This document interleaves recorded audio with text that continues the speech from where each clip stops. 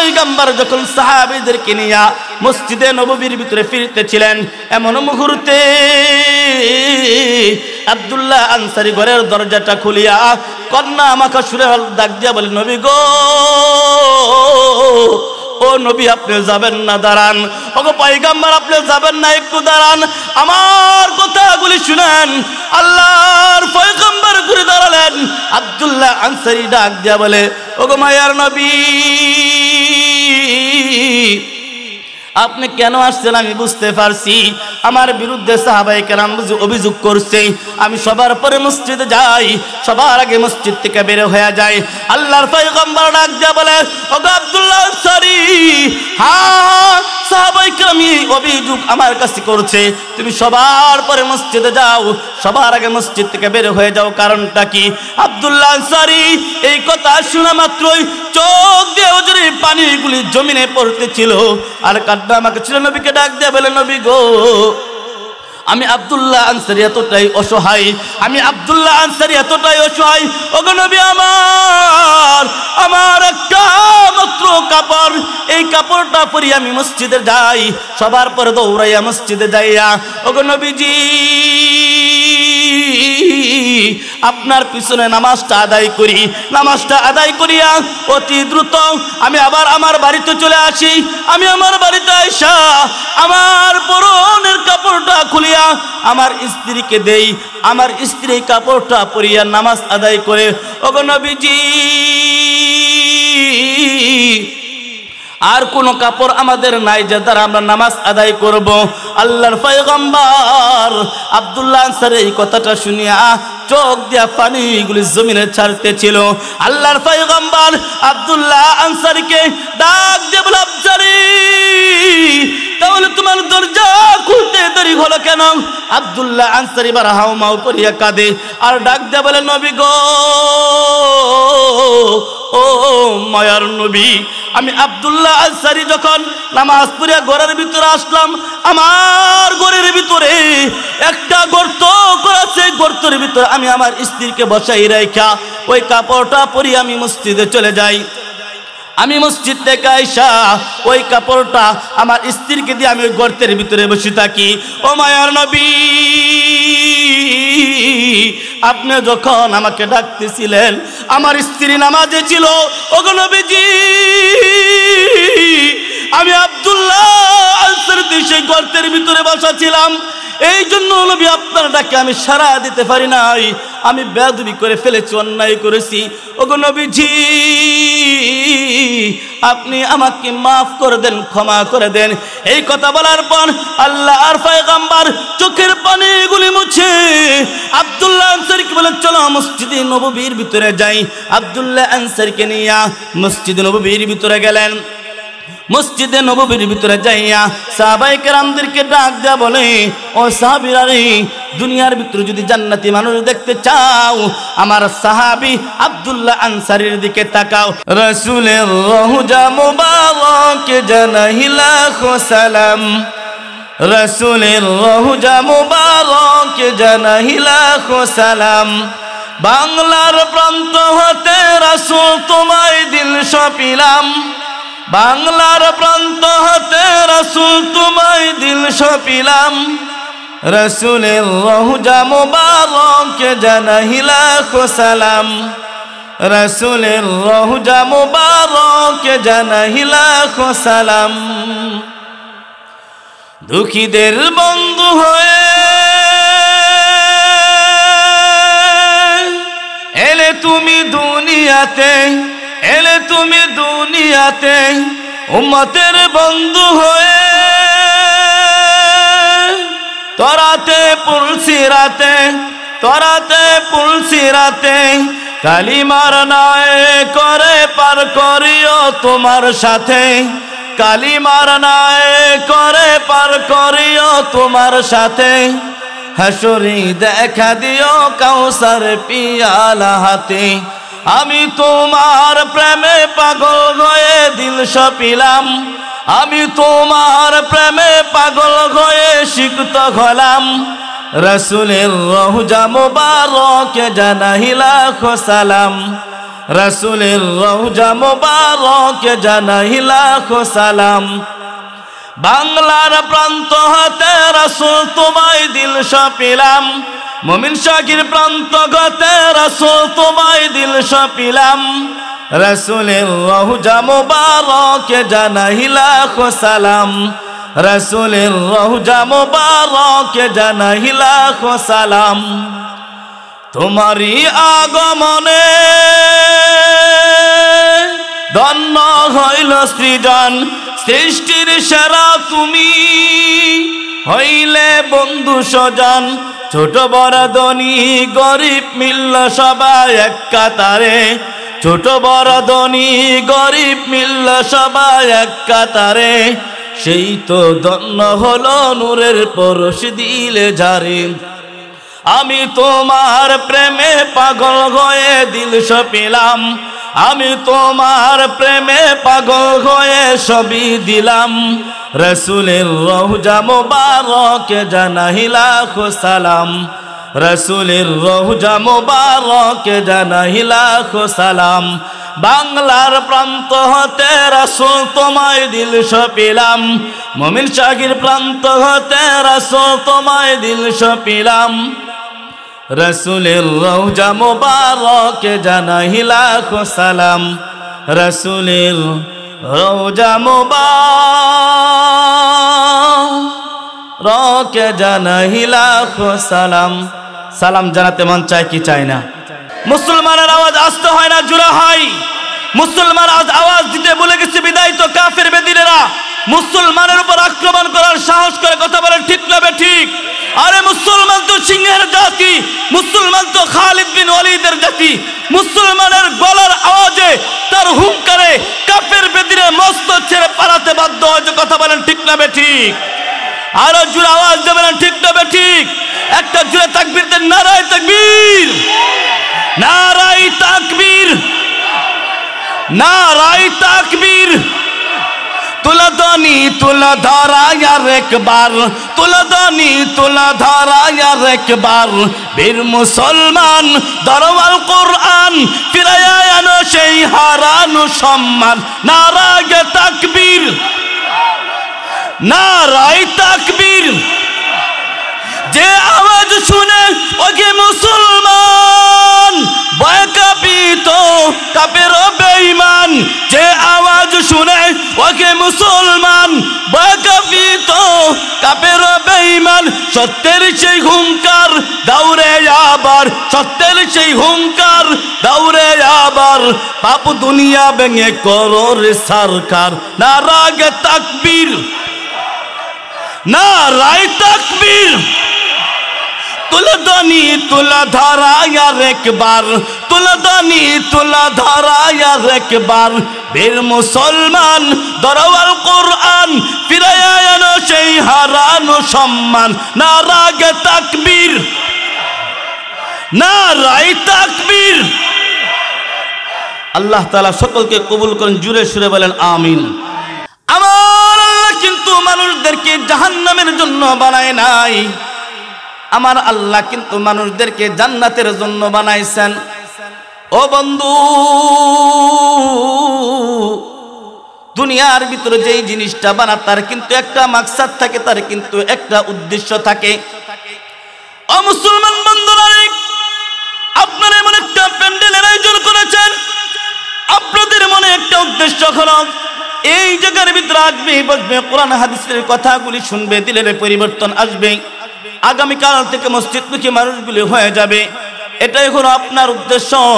এই যে mic, OLA mic বানাইছে, তার উদ্দেশ্য হলো এই মাইক দ্বারা ওলামায়ে কেরাম কথা বলবে, মানুষগুলি এই কথাগুলি শুনবে, এটাই তার উদ্দেশ্য। প্রত্যেকটা মানবের সৃষ্টির পিছনে একটা উদ্দেশ্য থাকে, একটা মাকসাদ থাকে। মুসলমান বন্ধু,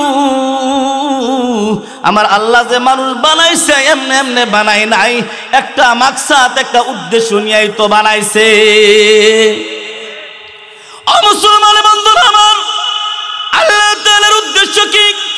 মানুষ বানানোর পিছনে উদ্দেশ্য কি? আল্লাহ তো মানুষ দ্বারা কোনো সেবা চায় না, আল্লাহ মানুষদের থেকে কোনো রিজিক চায় না। কারণ কি? আল্লাহর তো রিজিকের অভাব নাই, আরে বন্ধু, আল্লাহ কিন্তু মানুষ থেকে কোনো খাবার চাই না, কারণ মালিক তো খাবার দেয় না, খায় না। আমার মালিক খাবারের ব্যবস্থা করে বান্দার জন্য, আমার মালিক বান্দার জন্য রুজির ব্যবস্থা করে। ও বন্ধু, তাহলে আমাকে আর তোমাকে যে আল্লাহ বানাইলো, কেন বানাইলো, কোন উদ্দেশ্যে বানাইলো? উদ্দেশ্য হলো একটা, এই মানুষগুলি দুনিয়ার ভিতরে যাইয়া আমি আল্লাহর ইবাদত গোলামি দাসত্ব করবে, এটাই হলো আমার মালিকের উদ্দেশ্য। এটাই আল্লাহ বলেন, ওয়ামা খালাকাতুল জিন্না ওয়াল ইনসা ইল্লা লিয়াবুদুন। আল্লাহর উদ্দেশ্য হলো এটাই, আমি মানুষদেরকে, জিন এবং ইনসানদেরকে বানাইছি আমি আল্লাহর গোলামি করার জন্য। কি করার জন্য? আল্লাহ বলেন, বান্দা আমি তোমাকে বানাইছি আমার গোলামি করার জন্য, আমার ইবাদত করার জন্য, অন্য কোনো আমার উদ্দেশ্য নাই। ও বান্দা, আমি তোমার জন্য জাহান্নাম বানাই নাই, আর জাহান্নাম তো বানাইছি কাফের বেদিনের জন্য। আমি তোমার জন্য দুজক বানাই নাই, দুজক বানাইছি আমি বেঈমানদের জন্য। কিন্তু মুসলমান, আমি আল্লাহ তোমার জন্য জান্নাত বানাইছি। কারণ হলো বান্দা, আমি তোমাকে বড় আদর কইরা বানাইছি, আমি তোমাকে বড় মোহাব্বত কইরা বানাইছি। কেন বানাইছি রে বান্দা? আমি আল্লাহর একটা উদ্দেশ্য হলো, সেটা হলো তোমরা দুনিয়ার ভিতরে যাইয়া আমার ইবাদত করবা। এটাই তো মালিকের উদ্দেশ্য, এটাই মালিকের উদ্দেশ্য। মুসলমান বন্ধুরা আমার, ইবাদত তো কয়েক ভাবে করা যায়, কিন্তু মুসলমানের সবচেয়ে বড় ইবাদত হলো যে ইবাদতের মাধ্যমে আল্লাহর নৈকট্য অর্জন করা যায়, যে ইবাদতের মাধ্যমে আল্লাহর কাছাকাছি হওয়া যায়, তার নাম হলো নামাজ। এর চাইতে বড় ইবাদত বান্দার হতে পারে না। একজন রাস্তার ফকির যে রাস্তায় ঘুমায়, কিন্তু আকলদার সমাজদার ব্যক্তি, ওই ব্যক্তির উপরেও আল্লাহ তাআলা 5 ওয়াক্ত নামাজ ফরজ করেছেন। তেমনি ভাবে এক ব্যক্তি কোটি টাকার মালিক, 5 তলা 20 তলা বাড়ির ভিতরে থাকে, ওই ব্যক্তির উপরেও আল্লাহ তাআলা 5 ওয়াক্ত নামাজ ফরজ করেছেন। নাকি তার উপর বেশি? টাকাওয়ালার উপর নামাজ বেশি না কম? সমান। গরিবের সেই নামাজ, টাকাওয়ালারও সেই নামাজ।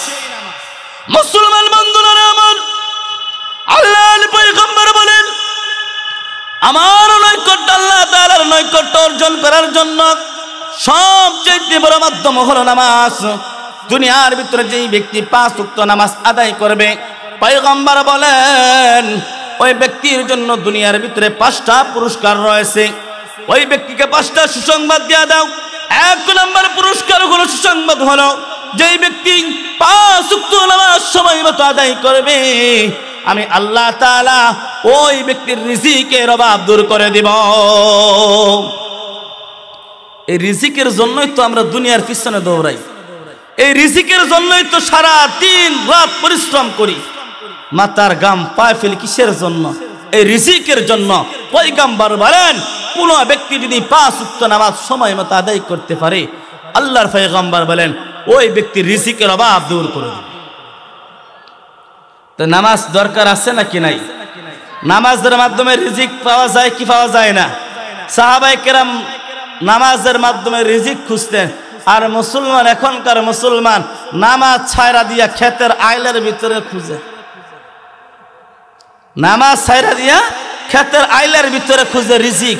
আরে মুসলমান, সাহাবায়ে কেরামের ঘরে খাবার নাই, সাহাবায়ে কেরামের ঘরের ভিতরে কোনো রান্নার ব্যবস্থা নাই, সাহাবায়ে কেরাম আল্লাহর উপর ভরসা করে নামাজে দাঁড়িয়ে গেছে। আল্লাহ পাক রব্বুল আলামিন ওই ব্যক্তির খাবারের ব্যবস্থা করে দিয়েছে। এই জন্য মুসলমান বন্ধু, নামাজ হলো শ্রেষ্ঠ ইবাদত। একজন ব্যক্তি যদি নামাজ না পড়ে, ওই ব্যক্তির জন্য শাস্তি যেমন ভাবে আছে, আর যেই ব্যক্তি নামাজ আদায় করে ওই ব্যক্তির জন্য তেমন পুরস্কার আছে। ও বন্ধু, তুমি আর আমি যে জীবনে নামাজগুলি ছেড়ে দিলাম, আমার আর তোমার জীবনে নামাজ কয়টা আর খুঁজে পাওয়া যাবে?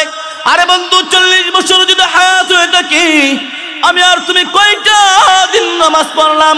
কিন্তু সাহাবায়ে কেরামের ঘরে কোনো খাবার নাই, সাহাবায়ে কেরামের কোনো পোশাক নাই, কোনো টাকা নাই, কিন্তু সাহাবায়ে কেরাম কখনো কিন্তু নামাজ ছাড়ে নাই, কখনো নামাজ ছাড়ে নাই, আল্লাহর ইবাদত কখনো বান্দা ছাড়ে নাই। ও মুসলমান বন্ধু,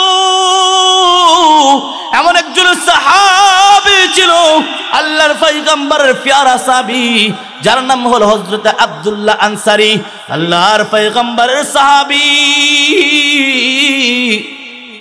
আব্দুল্লাহ আনসারীর ঘরের ভিতরে তেমন খাবার নাই, নিজের সন্তানগুলিকে গাছের সাথে বেঁধে রাখছে। আব্দুল্লাহ আনসারীর শরীরের ভিতরে ভালো কোনো পোশাক নাই, কিন্তু আব্দুল্লাহ আনসারী নামাজ কিন্তু ছাড়ে না। আল্লাহর পয়গম্বরের সাহাবীরা নবীজির কাছে অভিযোগ করলো, ইয়া রাসূলুল্লাহ, ইয়া হাবিবাল্লাহ, আপনার সাহাবী আব্দুল্লাহ আনসারী আগে প্রতিদিন সবার আগে মসজিদে আসতো, সবার পরে মসজিদ থেকে বাইরে হয়ে যাইতো। ওগো নবী আমার, কিন্তু আপনার সাহাবী আব্দুল্লাহ আনসারী এখন আর সবার আগে মসজিদ আসে না, সবার পরে মসজিদ থেকে বের হয়ে যায় না। নবী গো, আপনার সাহাবী আব্দুল্লাহ আনসারী সবার পরে মসজিদ আসে, সবার আগে মসজিদ থেকে বের হয়ে যা। সাহাবায়ে কেরাম যখন নবীজির কাছে অভিযোগ করলেন, ইয়া রাসূলুল্লাহ, ইয়া হাবিবাল্লাহ, আপনার সাহাবী আব্দুল্লাহ আনসারী সবার পরে মসজিদ আসে, সবার আগে মসজিদ থেকে বের হয়ে যা। নবীজি একদিন ফজরের সালাত আদায় করিয়া সাহাবায়ে কেরামদেরকে সাথে নিয়ে ছুটলেন আব্দুল্লাহ আনসারীর বাড়ির দিকে। ও মুসলমান বন্ধু, আব্দুল্লাহ আনসারীর বাড়িতে যাইয়া ঘরের দরজায় টোকা দেয়, নাড়া দেয়, ও আব্দুল্লাহ আনসারী দরজাটা খুলো, কিন্তু আব্দুল্লাহ আনসারী দরজা খুলে না। একবার, দুইবার, তিনবার আব্দুল্লাহ আনসারীর ঘরের ভিতরে টোকা দেয়, কিন্তু আব্দুল্লাহ আনসারী ঘরের দরজা খুলে না। মায়ার নবী সাহাবীদেরকে বলল, সাহাবীরা চলো ফিরে যায় মসজিদে নববীর দিকে। আল্লাহর পয়গম্বর যখন সাহাবীদেরকে নিয়ে মসজিদে নববীর ভিতরে ফিরতেছিলেন, এমন মুহূর্তে আব্দুল্লাহ আনসারী ঘরের দরজাটা খুলিয়া কন্যা আমাকে সুরে ডাক দিয়া বলে, নবী গো, ও নবী, আপনি যাবেন না, দাঁড়ান। ওগো পয়গম্বর, আপনি যাবেন না, একটু দাঁড়ান, আমার কথাগুলি শুনেন। আল্লাহর পয়গম্বর ঘুরে দাঁড়ালেন। আব্দুল্লাহ আনসারী ডাক দিয়া বলে, ওগো মায়ার নবী, আপনি কেন আসছেন আমি বুঝতে পারছি। আমার বিরুদ্ধে সাহাবায়ে কেরাম অভিযোগ করছে, আমি সবার পরে মসজিদে যাই, সবার আগে মসজিদ থেকে বের হয়ে যায়।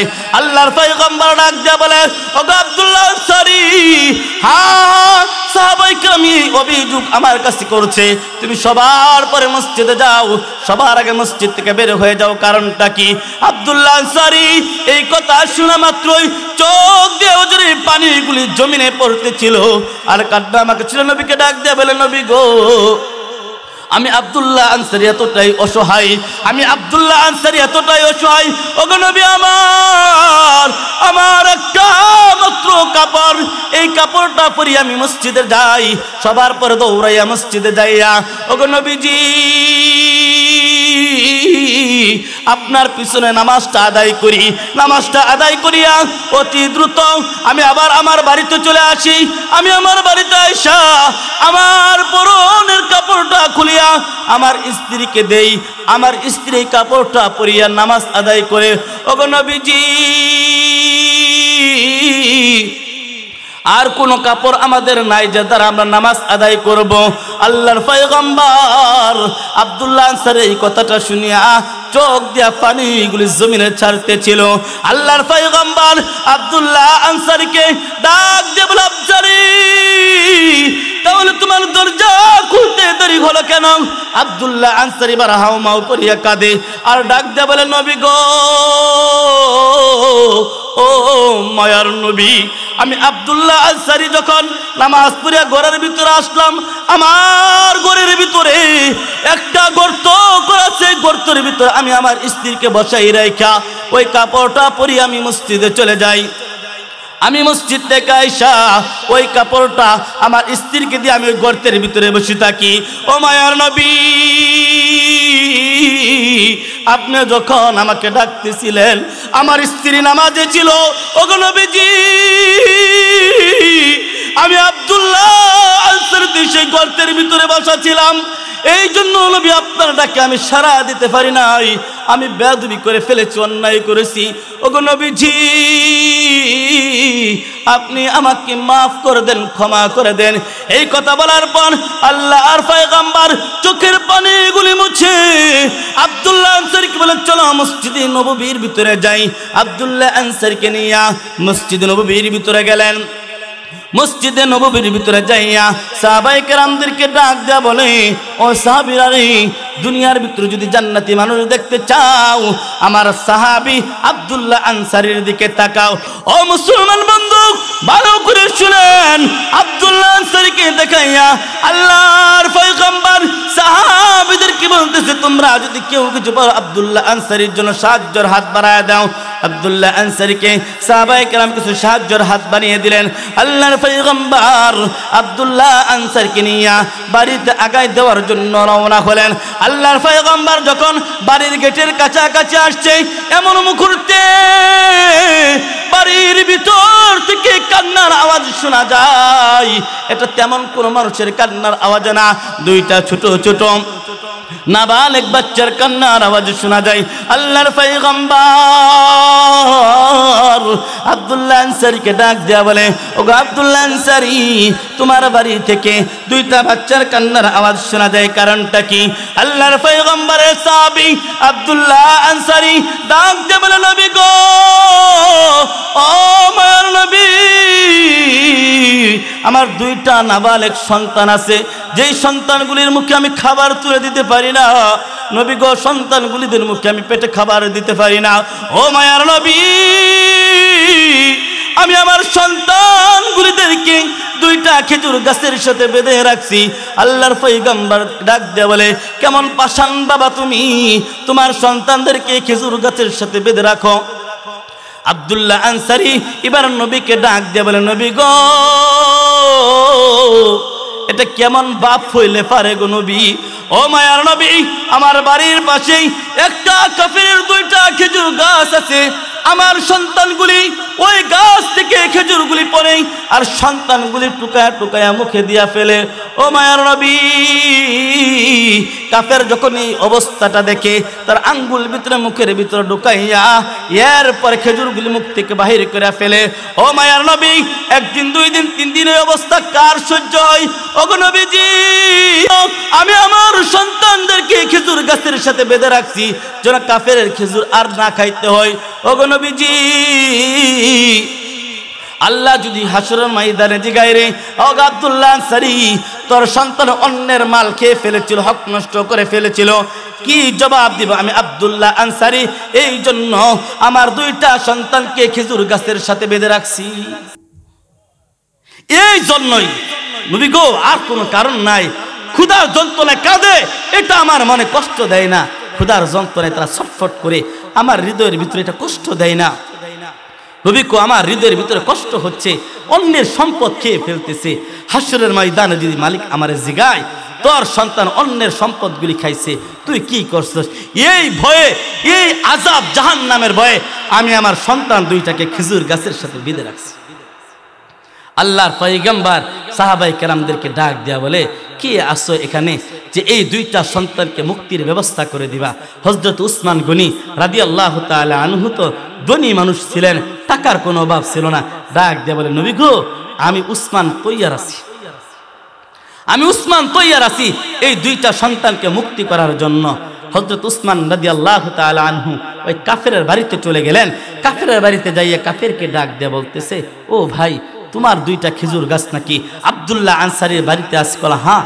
দুইটা খেজুর গাছ বিক্রি করবা নাকি? কাফের বলে, হ্যাঁ বিক্রি করব, তবে শর্ত হইতেছে দুইটার বিনিময়ে কোনো টাকা পয়সা বুঝি না, দুইটার বিনিময়ে তোমার কাছে 200 খেজুর গাছ চাই। কয় শত খেজুর গাছ?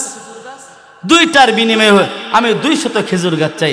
হযরত উসমান গনি রাদিয়াল্লাহু তাআলা আনহু ডাক দেয়া বলে, আরে কাফের, দুইটার বিনিময়ে তো তুমি আমার কাছে 200 খেজুর গাছ চাইলা। আরে আজকে তুমি যদি মদিনার সবচাইতে বড় বড় দুইটা বাগানও যদি আমার কাছে চাইতা, 2000 আমার পুরো সম্পত্তি যদি ওই দুইটা খেজুর গাছের বিনিময়ে চাইতা, আমি হাসি মুখে দুইটা খেজুর গাছের বিনিময়ে আমার সমস্ত খেজুরের বাগানগুলো তোমাকে দিয়ে দিতাম।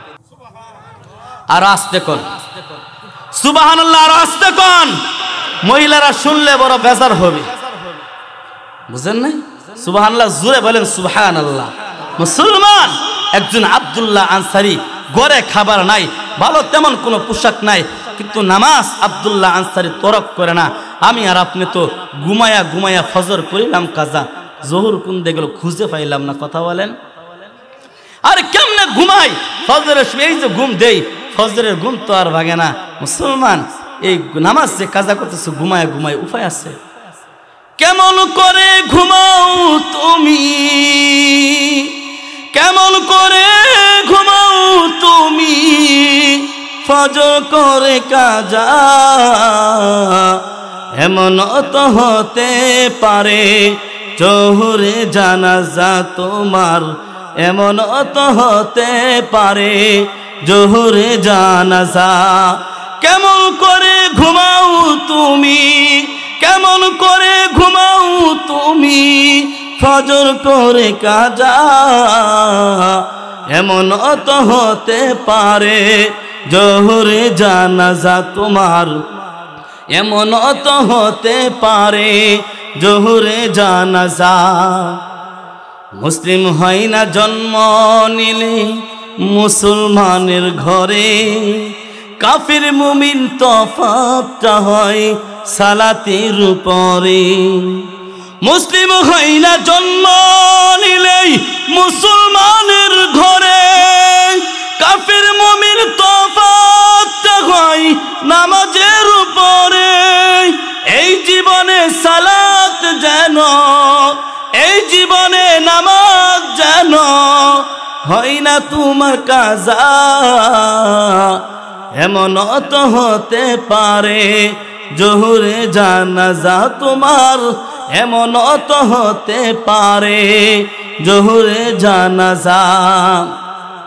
বেনামাজির লাশ কবরেতে রাখবে রে যখন, মাটির চাপে পাঁজরের হার ভাঙবে রে তখন। বেনামাজি লাশ কবরেতে রাখবে রে যখন, মাটির চাপে পাঁজরের হার ভাঙবে রে তখন। বিষাক্ত ওই সাপের সবল, বিষাক্ত ওই সাপের সবল, বেনামাজি সাজা, এমন তো হতে পারে জোহরে জানাজা তোমার, এমন তো হতে পারে সকালে জানাজা। কোনো গ্যারান্টি আছে? চুরে বলেন কোনো গ্যারান্টি আছে? ওয়ারেন্টি আছে? কোনো দলিল প্রমাণ আছে? এইখান থেকে উইঠা আবার যাইতে পারবেন? কিসের বড়াই দুনিয়া, কিসের বড়াই দেখাই, কিসের সম্পত্তি? মুসলমান এই সম্পত্তিগুলি সম্পত্তির জায়গায় পড়ে থাকবে। তাকায় দেখেন, আপনার প্রতিবেশীর দিকে তাকায় দেখেন, এমন তো এখানে অনেক বাবাজিরা আছেন এই দুই হাত দ্বারা নিজ সন্তানকে দাফন করে আসছেন, এমন এখানে অনেক বাবাজি আছেন এই নিজ হাত দ্বারা নিজের গর্ভধারিণী মাকে দাফন করে আসছেন, আছেন না?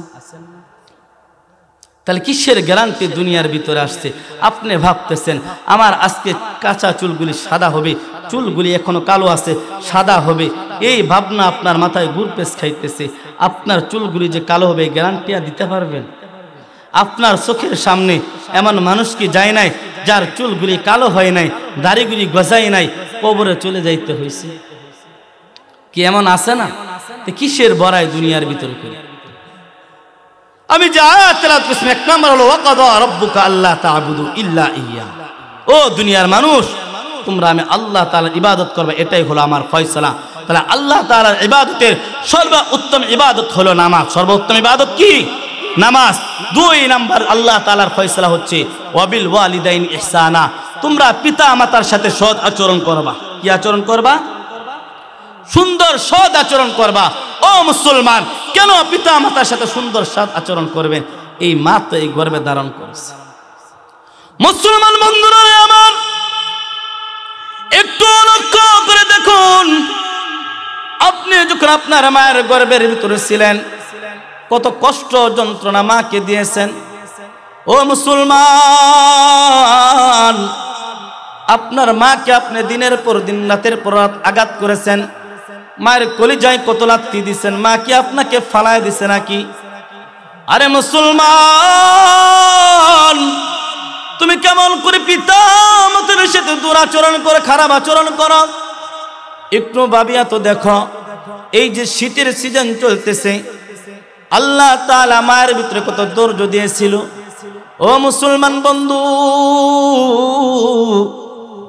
এই মা তোমাকে কুলের ভিতরে রাখছিল, তুমি মায়ের কুলটা প্রস্রাব করে ভিজায় দিছ। মা কিন্তু রাগান্বিত হয় নাই, মা তোমাকে আঁচল দিয়ে পাশে রাখছে, আবার পাশের আঁচলটাও তুমি ভিজায় দিছ। মা তোমার উপর রাগান্বিত হয় নাই, এরপর আবার তোমাকে বাম পাশ থেকে ডান পাশে নিয়ে আসছে, আর তারপরে তুমি প্রস্রাব করে ভিজায় দিছ।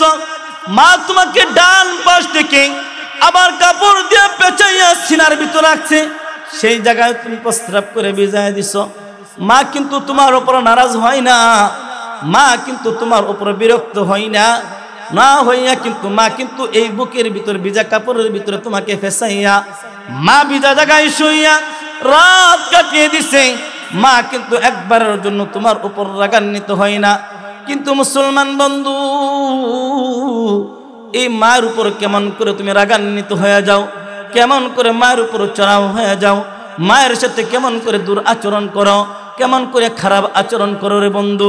একবার চিন্তা করিয়া দেখো, তুমিও তো একটা সন্তানের বাবা হইছ, তুমিও তো একটা সন্তানের মা হইছ রে মা। একটু ভাবিয়া দেখো রে ও মা, একটু চিন্তা করিয়া দেখো, তুমি কেমন করে তোমার মায়ের সাথে দূর আচরণ করো, কেমন করে তুমি খারাপ আচরণ করো। ও বন্ধু, মায়ের সাথে দূর আচরণ কেমন করে করবা? মা তো তোমাকে গর্ভে ধারণ করেছে, এরপরে দুগ্ধ পান করাইয়া বড় করেছে, এরপরে তোমাকে লালন পালন করেছে। এই মায়ের মনে আঘাত দাও। আল্লাহর পয়গম্বর বলেন, যেই ব্যক্তি মাকে কষ্ট দিবে, যেই ব্যক্তি মাকে আঘাত করবে, ওই ব্যক্তির দুনিয়ার ভিতরে একটা শাস্তি হইল, ওই ব্যক্তির কোনো আমল আল্লাহ তাআলার দরবারে কবুল হবে না, ওই ব্যক্তির মৃত্যুর সময় কালেমা নসিব হবে না।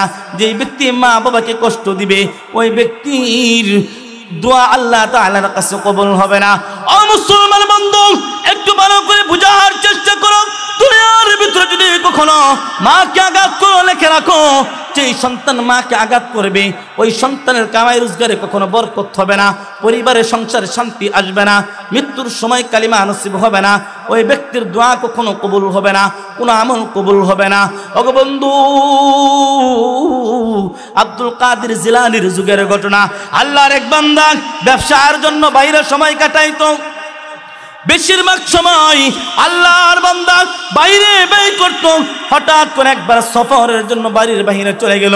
একদিন, 2 দিন, 3 দিন, 3 মাস, বছর চলে যায়।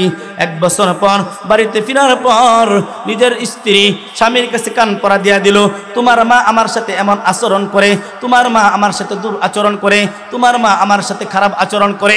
এই কথাটা শোনা মাত্রই সন্তানের মাথায় রক্ত উঠে গেল। ডাক দিয়ে বলে পড়েন, স্ত্রী রে, আমার মা কোথায়, আমার মা কোথায়, আমার মাকে একটু দেখায় দে। ও মুসলমান বন্ধু, স্ত্রী যখন বলল তোমার মা ওই যে ঘরের ভিতরে দরজা লাগাইয়া বসে রয়েছে, মান ঘরের দরজার কাছে যাইয়া এই সন্তানকে মাকে ডাক দিয়া বলে, মা দরজা খুলো, দরজা খুলো, আমি তোমার সন্তান আসছি। কিন্তু মা দরজা খুলে না, মা তো আসমানের দিকে 2টা হাত তুলিয়া মালিককে ডাক দিয়ে বলে, মালিক আল্লাহ, আমার সন্তানের চেহারাটা আমি 1 বছর হয়ে গেল দেখি না রে মালিক। ওগো মালিক, আমার সন্তান যেই জায়গায় আছে তুমি ভালো রাখো, আমার সন্তান যেই জায়গায় আছে, আমার সন্তানে তুমি বিপদ দিও না, মুসিবত দিও না। মা এইভাবে চোখের পানি ছাড়িয়া মালিকের কাছে দোয়া করি।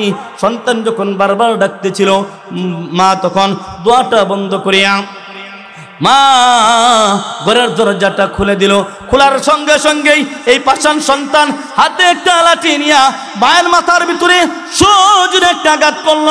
আঘাত করার সঙ্গে সঙ্গে মা জমিনে পড়ে গেল, মা মারা গেল।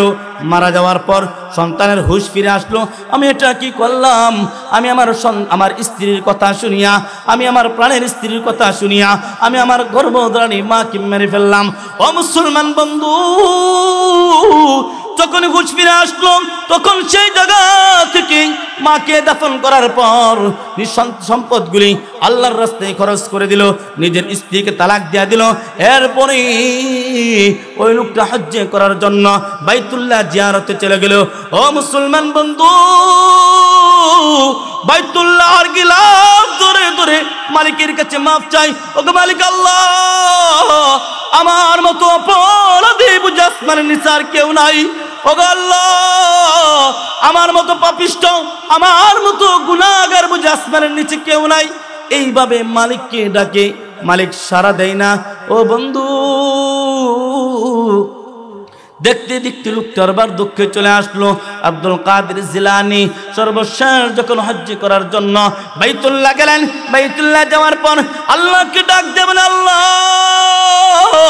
আমি আব্দুল কাদের জিলানী, আমি বারবার তোমার ঘরের ভিতরে আসছি, কিন্তু আল্লাহ আমার দিলে বড় তামান্না, আমি একটু তোমার কাছে জানতে চাই, এইবার যারা হজ করতে আসছে তুমি সকলের হজগুলি কবুল করছো নাকি?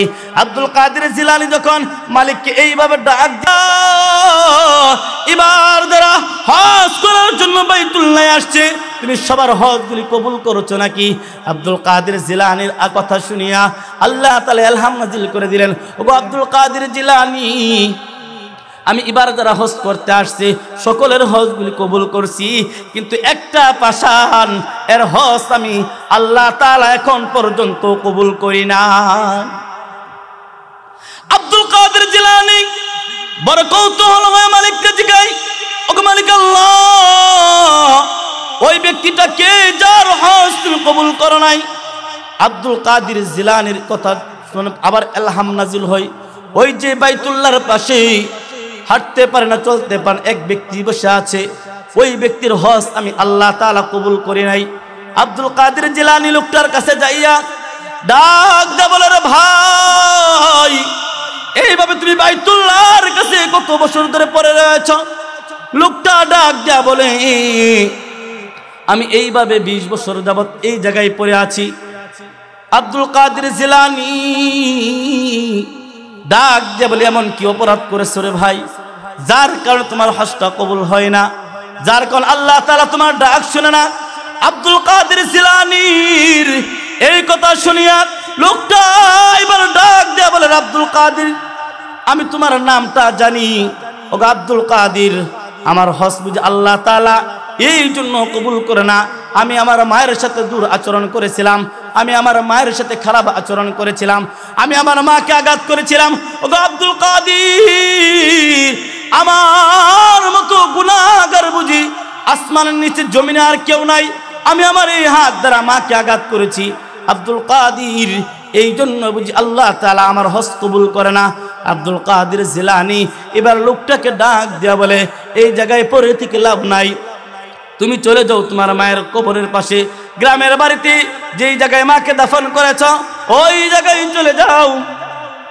ওই জায়গায় যাইয়া মায়ের কবরের পাশে বৈশা বৈশা কোরআন তেলাওয়াত করো, মায়ের জন্য সওয়াবের সালি করো। মা যদি তোমার উপর যদি না বেজার থাকে, তোমার দোয়া আল্লাহ তাআলা কবুল করবে না, তোমার ইবাদত আল্লাহ তাআলা কবুল করবে না। মায়ের কবরের পাশে যাইয়া আল্লাহ তাআলার কাছে মাফ চাও মায়ের জন্য। আল্লাহ যদি তোমার দোয়া কবুল কইরা যদি তোমার মাকে মাফ করে দেয়, মা যদি খুশি হয়, তাহলে আল্লাহ তাআলা হইতে পারে তোমার জিন্দেগীর গুনাহগুলি মাফ করে তোমাকেও মাফ করে দিতে পারে। এই জন্য মুসলমান, মায়ের মনে কষ্ট দিয়েন না। 1 নাম্বার হলো আল্লাহ ফয়সালা, আল্লাহ তাআলার ইবাদত করবেন। ইবাদতের সর্বোচ্চ মাধ্যম হচ্ছে নামাজ। 2 নাম্বার হচ্ছে আপনার 2 নাম্বার কাজ হইতেছে যে মা বাবার সাথে সৎ আচরণ করা, মা বাবার সাথে সুন্দর সৎ ব্যবহার করা। এটা মুসলমান হিসেবে আমার দায়িত্ব। এই জন্য মুসলমান বন্ধু হুজুর এসে গেছেন, অল্প 2 মিনিটের মাঝে শেষ করতেছি। যেহেতু আল্লাহ তাআলা আমাদেরকে সময় দিয়েছেন, আমরা আল্লাহর রাস্তায় সময়গুলি কাজে লাগাবো। মা আপন যারা আছেন আপনারা নামাজে পাবন্দী হবেন। এখন তো ঘরের ভিতরে নামাজও নাই, কোরআন তেলাওয়াত নাই, যুবক ভাইরা নামাজও নাই, কোরআন তেলাওয়াত নাই। এখন নামাজ ছাইরা দিয়া, কোরআন তেলাওয়াত ছাইরা দিয়া এখন আসতে শুধু একটা মোবাইল আর মোবাইল। কি একটা বাচ্চাও মোবাইল ছাড়া কিছু বোঝে না, বাচ্চার মায়া মোবাইল ছাড়া কিছু বোঝে না, বাচ্চার দাদিও মোবাইল ছাড়া কিছু বুঝছে না। মোবাইল আসিল কে দোলা লাগিল পড়ালেখায় মন বসে না। মোবাইল আসিল কে দোলা লাগিল নামাজ পড়ায় মন বসে না। পরনে চাই তাক পেটে ভাত নাই যাক, পরনে চাই তাক পেটে ভাত নাই যাক, মোবাইল ছাড়া পোলার দিন চলে না। মোবাইল আসিল কে দোলা লাগিল নামাজ পড়ায় মন বসে না। মোবাইল আসিল কে দোলা লাগিল কোরআন পড়ায় মন বসে না।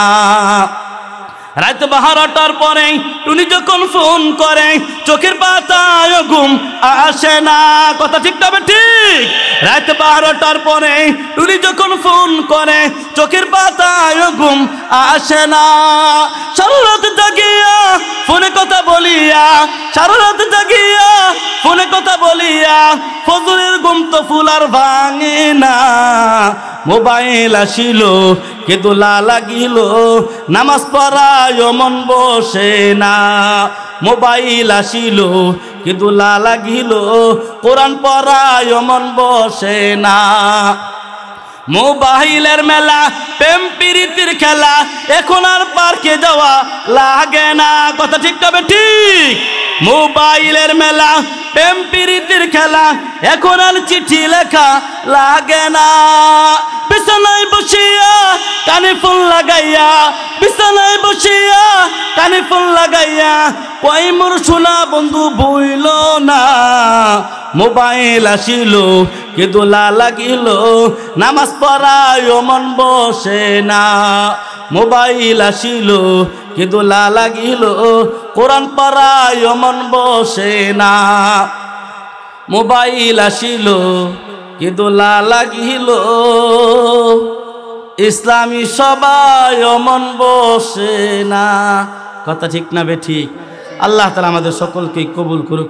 যেই কথাগুলি বললাম সর্বপ্রথম আমাকে, এরপর আপনাদেরকে আমল করার তৌফিক দান করুক। আমিন। ওয়া আখিরু দাওয়ানা আলহামদুলিল্লাহি রাব্বিল আলামিন।